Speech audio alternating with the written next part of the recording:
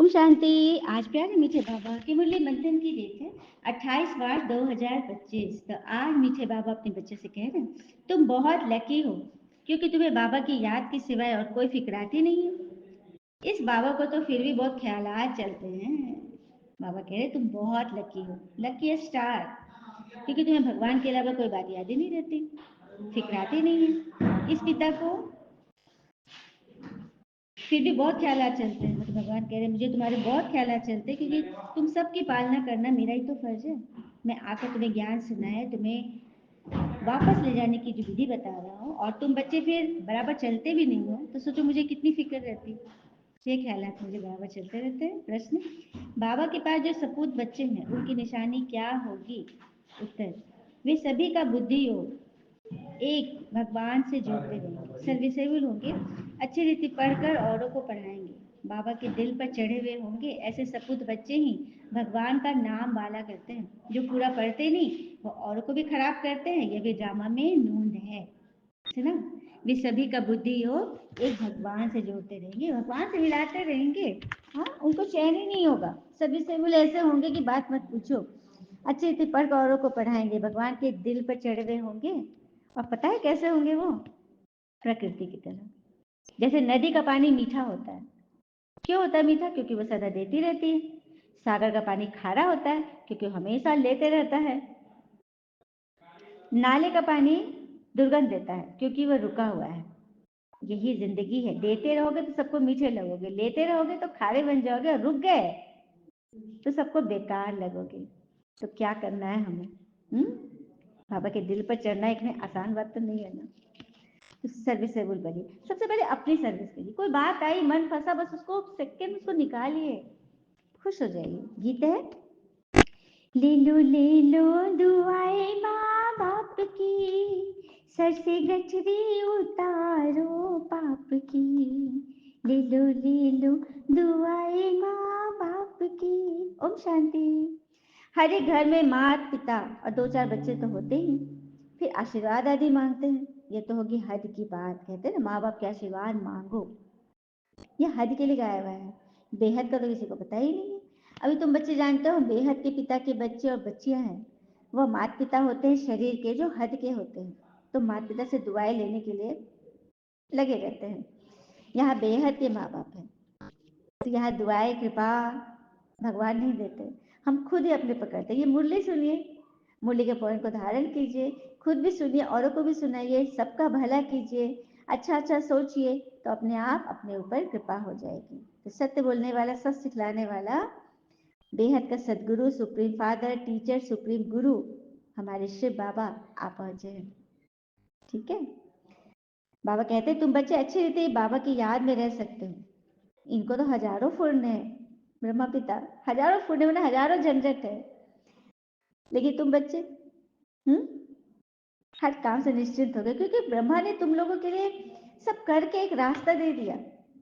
सब कुछ, सारा, मतलब तुम्हें कोई भोजन बनानी है, सारे इंग्रेडिएंट्स तुम्हारे पास है, सारा रेसिपी तुम्हें मालूम है, बस तुम्हें सिर्फ कलछी चलानी है। ब्रह्मा पिता ने इतनी मेहनत करके गए, सब कुछ हमारे लिए मतलब संभाल के रखा।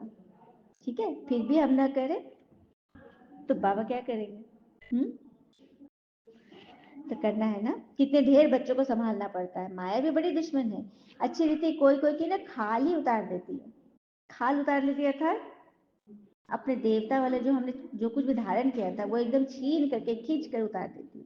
किसी को नाक से, किसी को चोटी से पकड़ लेती है, नाक ही बंद कर देती है, सांस ही नहीं ले पाओगे, ब्राह्मण जीवन की श्वास ही खत्म, पुरानी दुनिया में चले गए। इस समय बाबा आकर हमें ये सब बातें समझाते हैं। इस समय भले कोई कितना भी लखपति करोड़पति हो, बाबा कहते हैं यह पैसे आदि सब मिट्टी के खेल है, मिल जाने हैं, बाकी टाइम ही कितना है। दुनिया के समाचार तुम रेडियो में अथवा अखबारों में सुनते हो ना, क्या क्या हो रहा है, देख ही रहे हैं हम लोग। दिन प्रतिदिन झगड़ा और बढ़ता ही जा रहा है।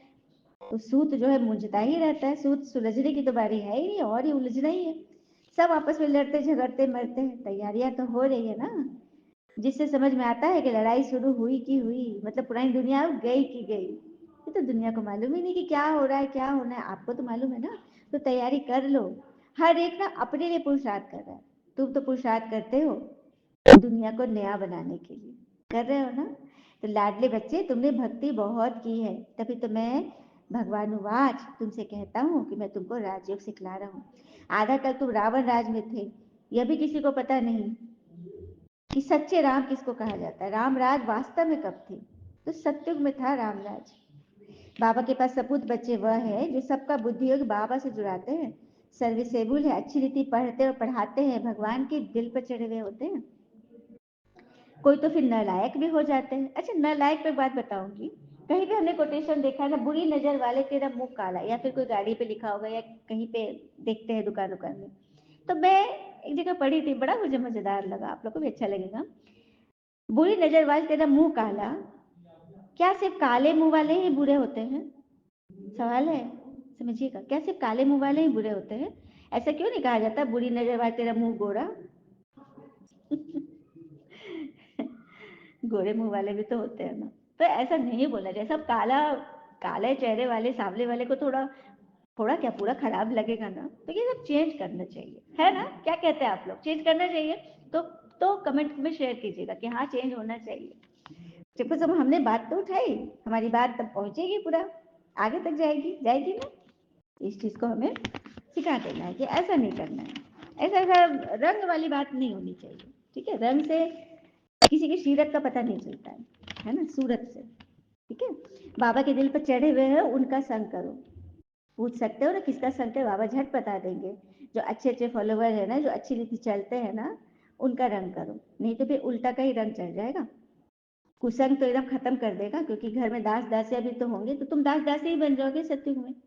प्रजा के भी नौकर चाकर तो चाहिए ना, तब जैसा करोगे वैसा पाओगे। इसमें बड़ी विशाल बुद्धि चाहिए, इसे बेहद का बाबा मिला है। कल कल्पांतर तुम फेल होते रहे, अब तो जीतो। द्वापर से फेल ही होते हैं, अब तो जीतने की बारी है। हाँ,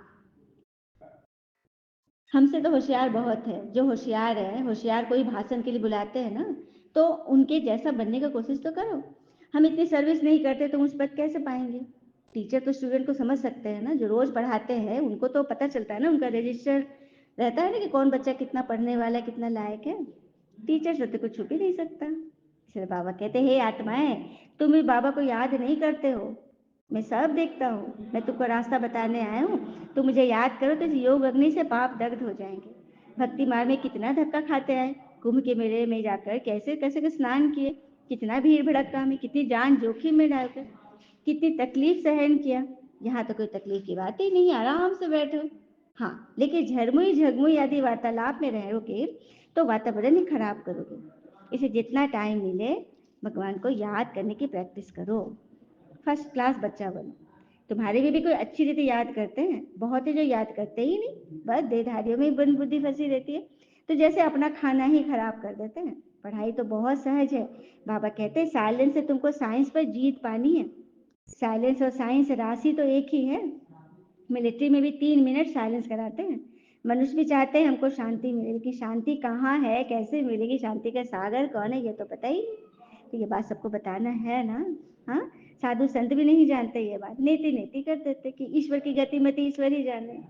तो कौन बताएगा हम बच्चों के अलावा? अभी तुम जानते हो ना कैसे इतनी छोटी आत्मा में पाठ मूंधा हुआ है। आत्मा भी अविनाशी है, पाठ भी अविनाशी है। बनी बनाई बन रही ड्रामा में जो कुछ नूंद है वो तो जरूर होगा। नथिंग न्यू, सब कुछ एज इट इज होना ही है। चिंता की तो कोई बात ही नहीं है। तो तुम बच्चों को अपने आप से पापा एक प्रतिज्ञा करा रहे हैं, कुछ भी हो जाए आंसू नहीं बहाना है। कुछ भी हो जाए, बड़ी से बड़ी बात हो, बड़ी से बड़ी घटना हो जाए, आंसू गिराया तो नापास हो गए। प्रतिज्ञा करो कि हम कभी रोएंगे नहीं। परवाह थी पार ब्रह्म रहने वाले भगवान से मिलने की, वो मिल गया तो अब क्या चाहिए? बाबा कहते हैं मुझे याद कर, मैं एक ही बार आता हूँ। पांडवों की बात है ना कि जब लड़ाई में जीत गए तो पहाड़ों पे जाके गल मरे। अरे जीत पहनी तो फिर गल क्यों मरे? बात तो ठहरती ही नहीं है। हाँ, वही बाबा कहते तुम बच्चों को बेकायदे चीजें से, व्यर्थ की बातों से ना नफरत होनी चाहिए। ठीक है, अच्छा। मीठे मीठे बच्चों प्रति भगवान की नमस्ते, हम बच्चों के भी प्यारे बाबा को नमस्ते। धारणा के लिए मुख्य सार, पहले पॉइंट, झरमुई झरमुई के वार्तालाप से वातावरण खराब नहीं करना, एकांत में बैठ सच्चे सच्चे बच्चा बनकर पिता को याद करना है। दूसरा, अपने आप से प्रतिज्ञा करनी, कभी भी रोएंगे नहीं, आंखों में आंसू नहीं बहाएंगे, आंखों में पानी आएंगे, वो भी याद के मोती जो भगवान के दिल पर चढ़े होंगे उनका ही संग करना है, अपना रजिस्टर खराब नहीं करना है। वरदान है, पावरफुल वृत्ति द्वारा मनसा सेवा करने वाले विश्व कल्याणकारी भव। पावरफुल वृत्ति, वृत्ति अर्थात हमारी सोच, विश्व की तड़पती आत्माओं को रास्ता बताने के लिए साक्षात पिता समान लाइट हाउस माइट हाउस बनो। लक्ष्य रखो कि हर आत्मा को कुछ न कुछ देना है, चाहे मुक्ति दो चाहे जीवन मुक्ति। सर्व के प्रति महादानी और वरदानी बनो। अभी अपने अपने स्थान की सेवा तो करते हो, लेकिन एक स्थान पर रहते मनसा शक्ति द्वारा वायुमंडल वाइब्रेशन द्वारा विश्व सेवा करो। ऐसे पावरफुल वृत्ति बनाओ जिससे वायुमंडल बने, तब कहेंगे विश्व कल्याणकारी। बनना है ना सभी को। स्लोगन, अशरीरपन की एक्सरसाइज और वह संकल्प रूपी भोजन की परहेज से स्वयं को तंदुरुस्त बनाओ। अशरीरपन की एक्सरसाइज, आत्मा समझ के स्वयं को रूहानी एक्सरसाइज करो, और वैध संकल्प रूपी भोजन से परहेज कर लो। देखो बाहर का भोजन से परहेज करते हैं तो शरीर बचा रहता है ना, तो वैध संकल्प रूपी बाहर यामी वाला भोजन छोड़कर अंतर्मुखी बनो, बाबा से बातें करो, स्वयं को तंदुरुस्त बनाओ। विश्व शांति के लिए भाषण तो बहुत किया, आध्यात्मिक ज्ञान व शक्ति क्या है इसका फोर्स जमा करो। अच्छा, ओम शांति। शुक्रिया बाबा, शुक्रिया बाबा के प्यारे प्यारे बच्चे। जाते जाते एक बात, अगर लोग आपसे नफरत करते हैं तो इसके दो कारण हो सकते हैं। एक तो यह कि आप में कुछ ऐसा है जो वो पसंद नहीं करते, दूसरा वह कि आप में कुछ है जो उनमें नहीं है। तो हर बात के लिए बस भगवान का शुक्रिया और आगे बढ़िए और बढ़ाइए। ओम शांति। शुक्रिया बाबा, शुक्रिया बच्चे। आप सबका जीवन सदैव सुख शांति समृद्धि सफलता संतुष्टता सदा भरपूर रहे और भरपूर करे। ओम शांति।